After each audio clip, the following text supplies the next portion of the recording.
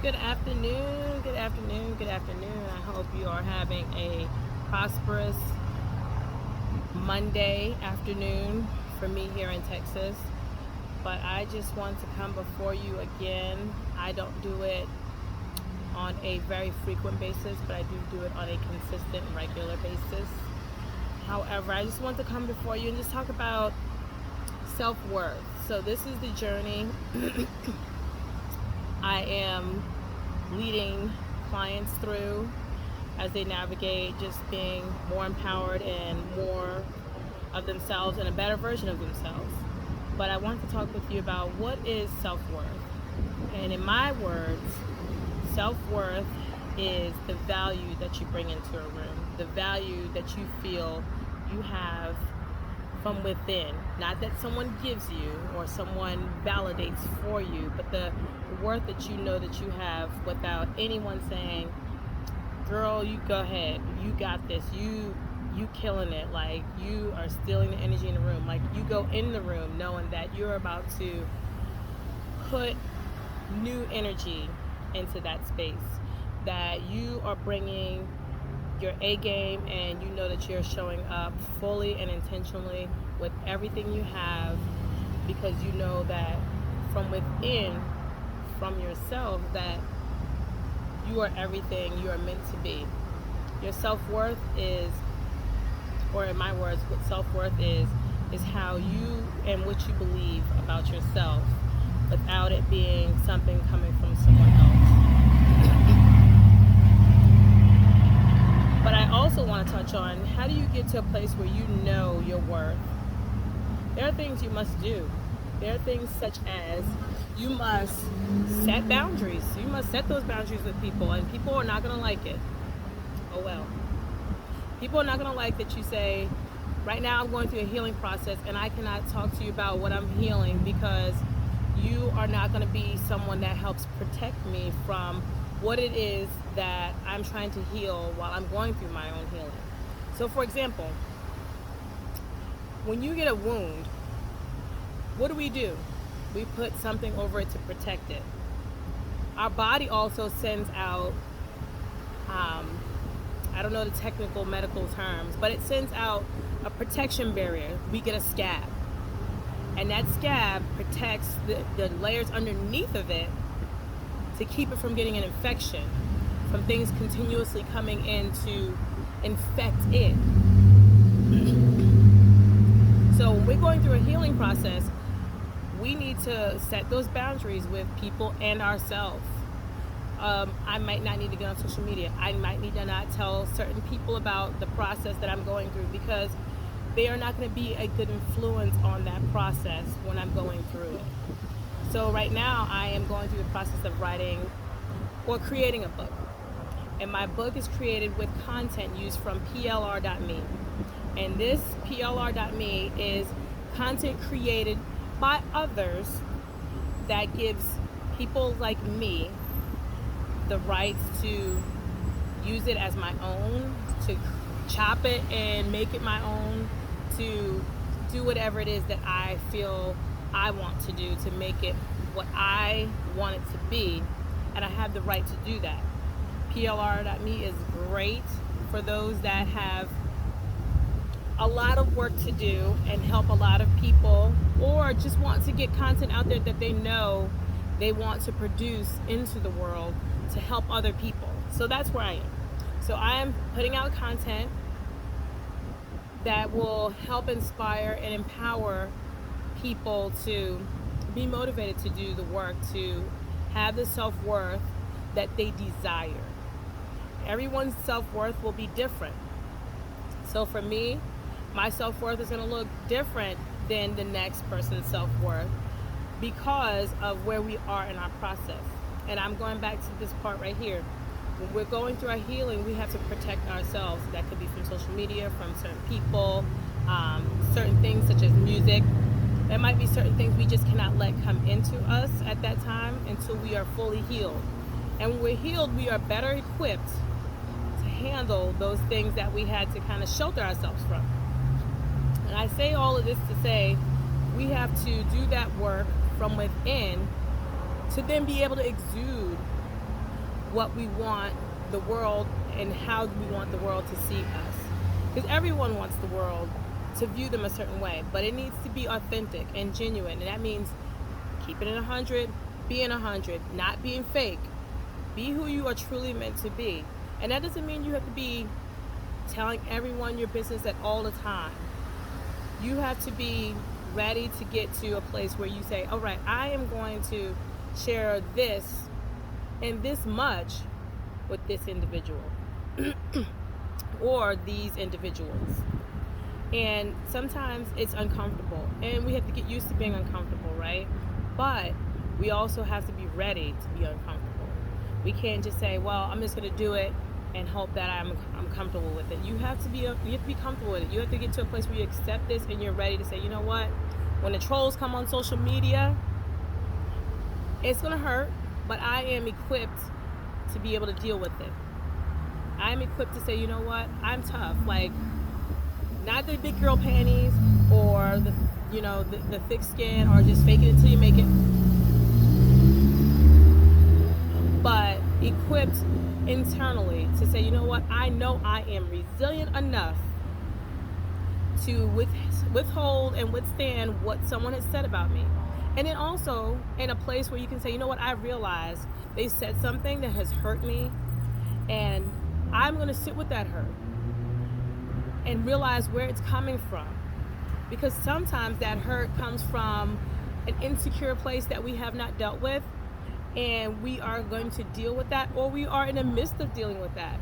But we say, okay, I am strong enough internally to say, you know what, I recognize why this bothers me and how this hurts me, and not be like, I'm going to have the clap back. We are going to say, you know what, I'm going to deal with this because this is something I need to deal with. And I'm big enough to say I'm going to deal with this because I know this is a place where I am still not fully healed. But I'm going to heal that place. Having self-worth doesn't mean that, or high self-worth doesn't mean that you don't get hurt or that you do not experience the same things as other people, like having moments of insecurity or bouts of jealousy or fleeting thoughts. It just means that you are able to say, I am in a place where I know I need to do the work there, or I feel like I haven't done enough work there. We're not going to always be 100% to the full extent of where we are in our process. Self-worth doesn't mean like I'm starting here and I'm going to end there. It means you're starting here. You may have gone a long way or made a lot of progress in your healing to gain the worth that you desire, but you're never going to be fully done, because as you continue to grow and mature, there's going to be more work to do, and there's going to be more things that we experience in our life that makes it where we need to do a little bit more work. Then we might be resilient to this factor because we've lived up to this point and we've done the work to get to right here. We're going to continue to live. We're going to continue to do the work. We're going to continue to live. We're going to continue to do the work. We need to continue to do that work so that we can be our best self. We can show up as our best self.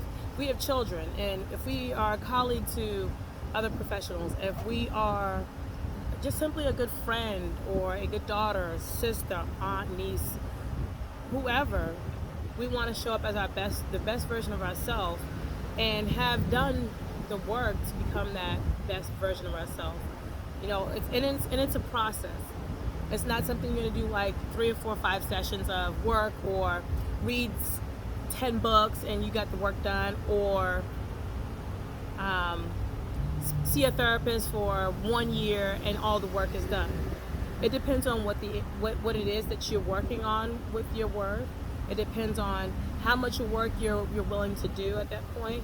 And then when we go through that journey, we are actually discovering how hard it is sometimes to do that work and what is necessary to do that work. Like I said, for example, boundaries. That's very hard. Like, boundaries exist because, we need to keep ourselves protected, but also we need to show people how they need to treat us. Like, for me, no one's going to talk to me crazy. They're just not. And that doesn't mean I have to get, ugly with them or put them down or make them feel less than.